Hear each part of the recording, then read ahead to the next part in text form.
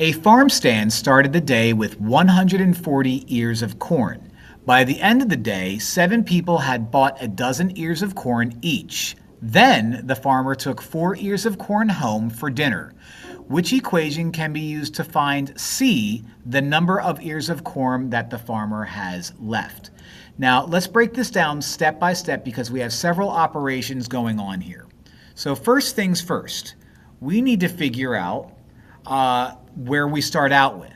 Well, the farm started out with 140 ears of corn. Next, 7 people bought a dozen ears of corn. So 7 people bought a dozen ears of corn. A dozen is 12. So 3 things are going on. Okay, I start out with 140, so I'm going to begin this whole thing with 140.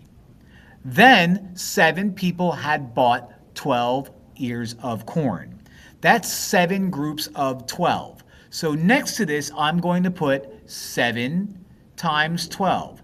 Now I'm wrapping it in parentheses because there's 2 things going on in this one operation and I need to make sure it's grouped.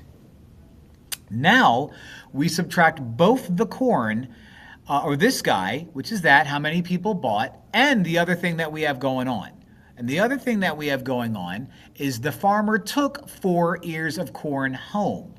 So we're going to subtract another group of 4.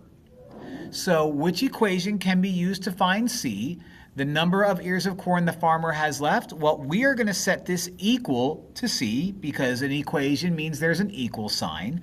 And we are left with 140 minus the quantity, 7 times 12 minus 4 equals C.